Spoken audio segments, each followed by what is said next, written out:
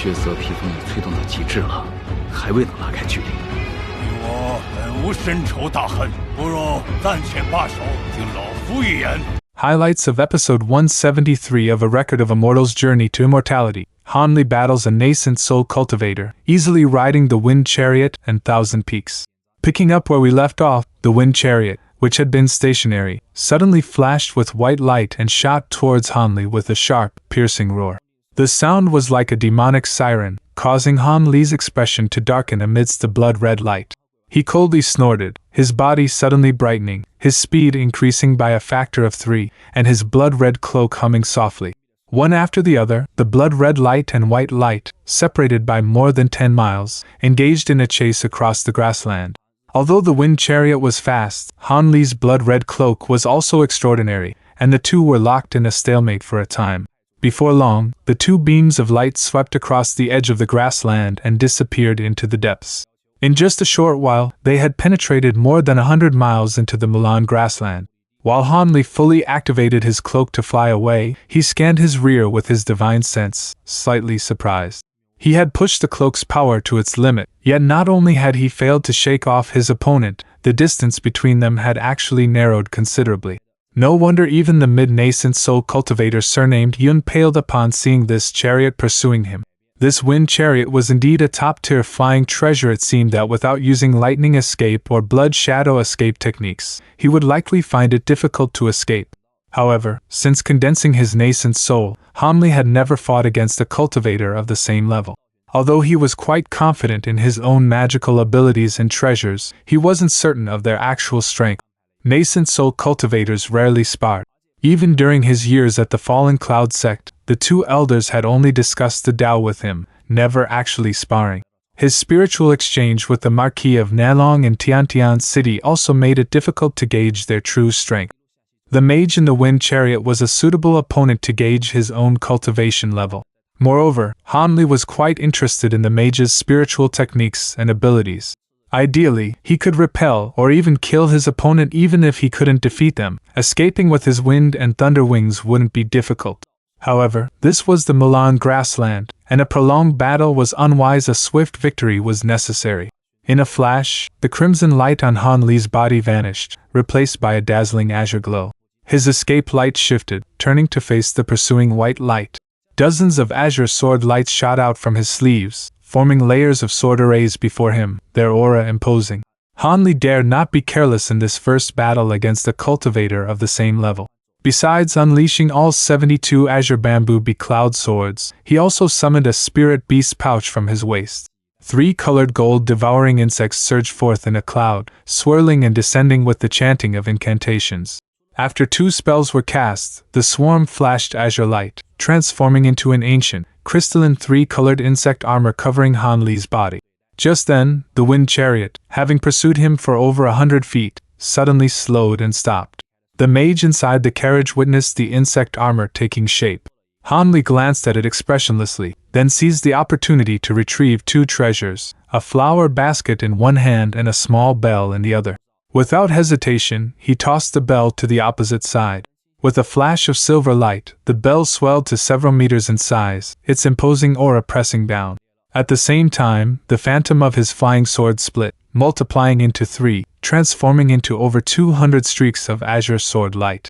With a low shout from Hanli, the sword light converged into a 100-meter-long azure rainbow, rolling like a giant wave after the silver bell, seemingly intent on crushing the wind chariot. The silver bell, arriving first, began to unleash its power, hovering above the flying chariot and spinning rapidly. Rings of pale silver sound waves rippled down, enveloping the wind chariot. Driven by Hanli's current nascent soul stage cultivation, the power of this treasure far surpassed that of his core formation stage. The wind chariot's wooden wings fluttered slightly, shooting back more than 10 meters, just escaping the range of the sound waves. A white light surged from the vehicle, and a figure floated out, hovering above the roof. At that moment, the azure sword rainbow arrived, slashing down. The figure, however, remained calm. With a flick of his hand, a flash of blue light appeared, and a deep blue light barrier materialized above his head. The azure rainbow struck the light barrier, producing a series of explosions. Although the light barrier shook violently, it did not shatter immediately. In the distance, Han Li's eyes narrowed, his expression grave. The mage chanted an incantation, and a thin blue thread shot from his mouth, instantly transforming into a giant blue python that lunged out from the light barrier, engaging the azure rainbow in combat. Azure and blue light intertwined, and deafening roars filled the air. The mage then raised his hand and cast a spell on the flying vehicle. The vehicle quickly shrank to the size of a palm, flying into his hand and calmly stored in his storage bag. He then looked up at Han Li, revealing a gloomy, gaunt face with azure tattoos on both cheeks, and wearing a peculiar blue robe. What made Han Li's heart tighten was the astonishing fluctuation of his opponent's spiritual energy. He was actually a cultivator at the peak of the early nascent soul stage, just one step away from the middle stage. He also clearly saw that the blue light barrier originated from a fist-sized bead in the cultivator's hand, and the blue python was purely formed from spiritual energy. Without any physical form, this made him even more wary. Han Li's expression turned icy, and the ancient treasure, the flower basket, in his other hand glowed with white light, ready to be unleashed. Seeing this, the old man spoke with a grave expression, his voice slightly harsh, questioning why Han Li had attacked before any conversation. Han Li merely frowned and coldly replied, "What's there to say between cultivators and cultivators?" Han Li lightly tapped his finger, and the silver bell in the air stopped its attack, while the flower basket in his hand also lost its spiritual light. He wanted to hear what this cultivator had to say. The old man chuckled, claiming that at their level, there was no need for a life or death struggle. If Han Li's answer satisfied him, he might spare his life. Han Li stared at the old man, his tone laced with sarcasm, asking if he had nothing to say but rather several questions for him. The old man's face darkened immediately. Han Li said nothing more, suddenly pointing forward. The previously tangled azure sword light instantly converged at the center, transforming into a giant sword 20 or 30 feet long. With a few lightning-fast slashes, it sliced the blue python into several pieces, then slashed towards the light barrier and the old man with overwhelming force. The old man surnamed Mu's face flashed with a ferocious expression, and he said no more. He raised his hand and summoned the precious pearl, exhaling a breath of vital energy onto it. The pearl swirled with blue light, rapidly shooting out countless fine blue threads, which in the blink of an eye wove into a net over 10 feet in size, suspended beneath the light barrier. At the same time, the old man made hand seals and chanted an incantation, his body radiating blue light that soared into the sky, condensing into a massive sphere of light above his head. The giant sword had already struck down, colliding fiercely with the light barrier. As Han Li had expected, the giant sword formed from over 200 sword lights possessed astonishing power, almost shattering the light barrier instantly. The giant sword then slashed into the silken net below. Even before reaching its tip, its immense pressure swept over them. Although the old man was protected by a shield, he dared not take the blow head-on.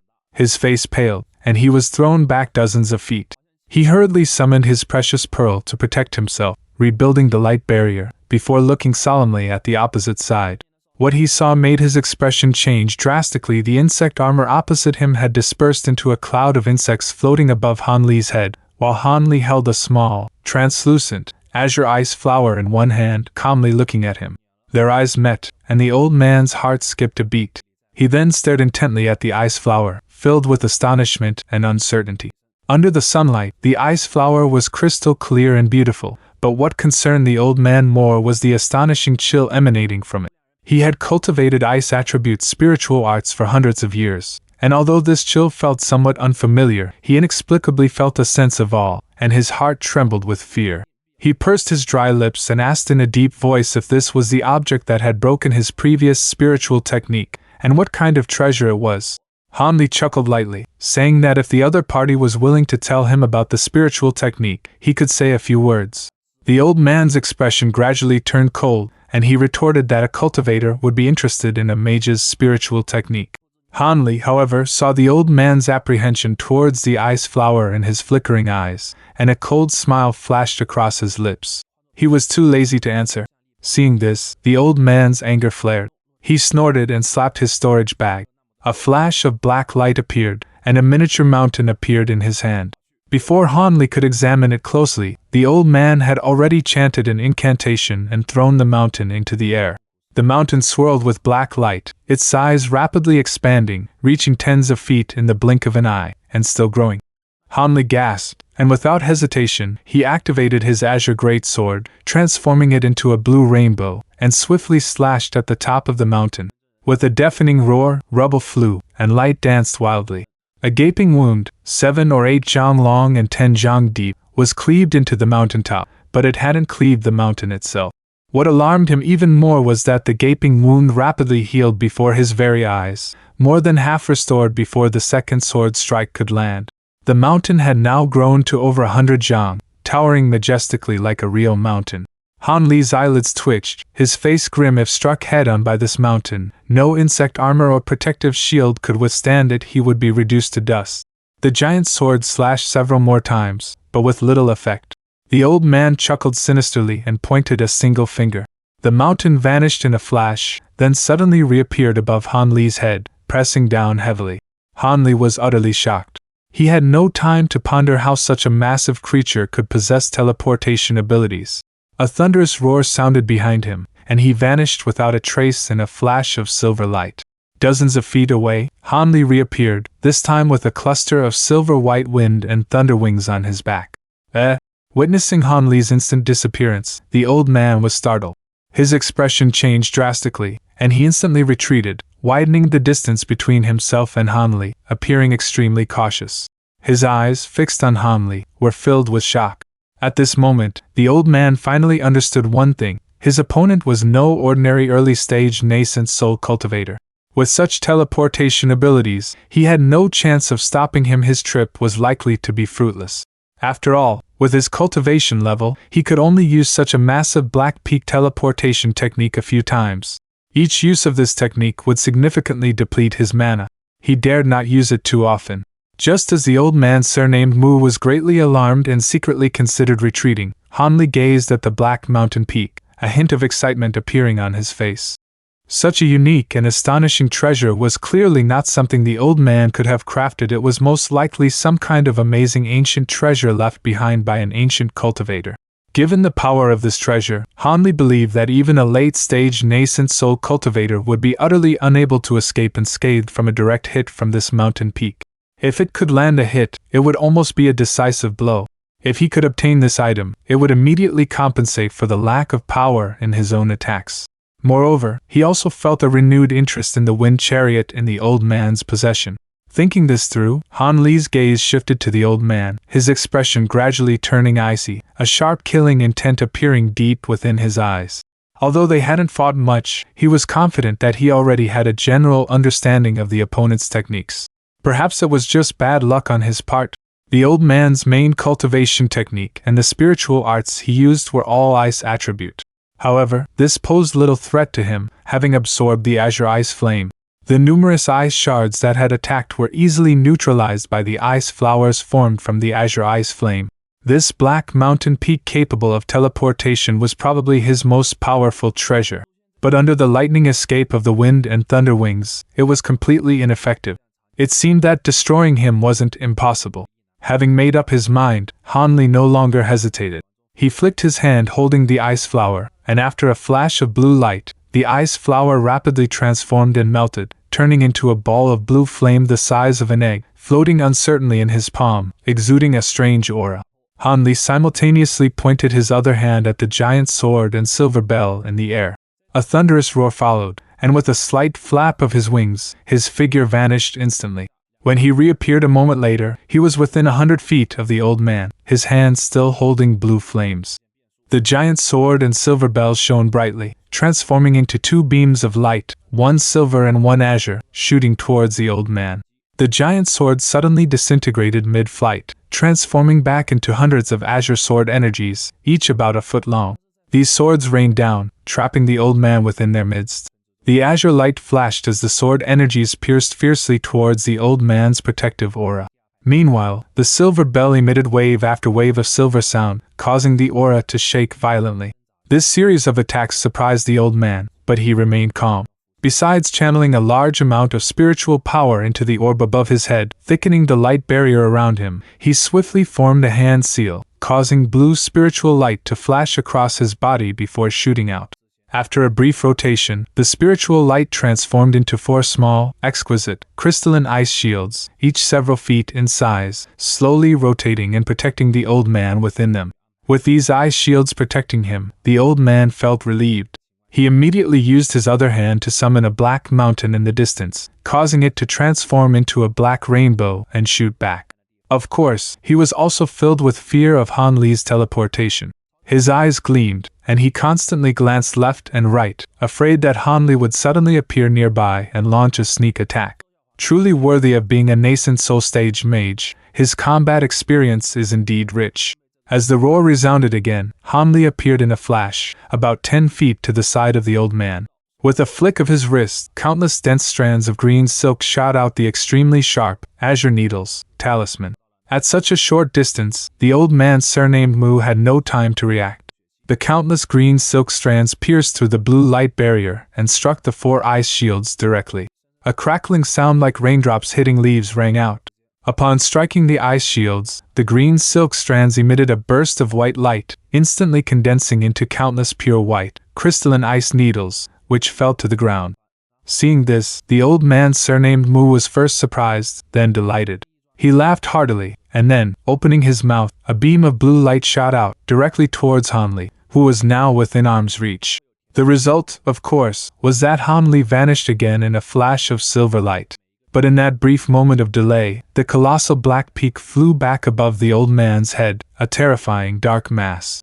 Without hesitation, the old man cast a spell upon it. Instantly, the mountain trembled slightly, then emitted a vast, hazy light from its base, enveloping the old man and hundreds of azure sword lights and the giant silver bell within it. The treasures that had been attacking so fiercely immediately became sluggish, and their power greatly diminished. The violently trembling light barrier around the old man stabilized once more.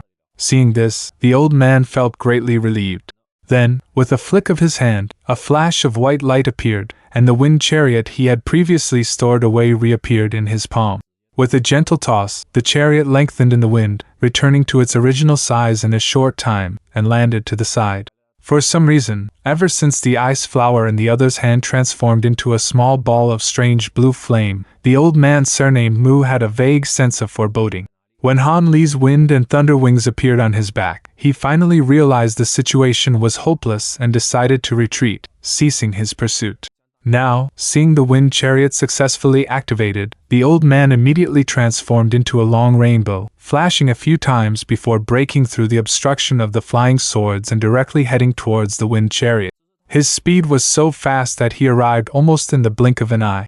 The light faded, and the old man appeared safely inside the wind chariot. He felt a sense of relief and was about to retrieve the precious pearl and the black mountain peak that were still in place when a thunderous sound suddenly came from the side of the wind chariot. A crackling arc of electricity appeared abruptly, and Han Li's figure suddenly appeared there. Ah! The old man was startled. He raised his hand to react, but Han Li suddenly thrust out his arm. A hand enveloped in azure ice flames slammed shut with a lightning-fast movement, striking the old man. The old man was startled, but an ice shield floated around him, automatically protecting him as if by magic. A flash of white light appeared before him, and the hand sliced through the ice shield. The old man surnamed Mu's face lit up with joy. The opponent was attacking his crystal ice shield with his bare hands. Wasn't this courting death? Presumably, the opponent's arm would be frozen and destroyed by the extreme cold in the next moment. A muffled thud resounded, and white and blue lights flashed simultaneously. The old man was stunned. He only felt a blur before his eyes and a chill on his chest as a hand enveloped in blue flames pressed against his chest like a ghost. The movements were incredibly gentle.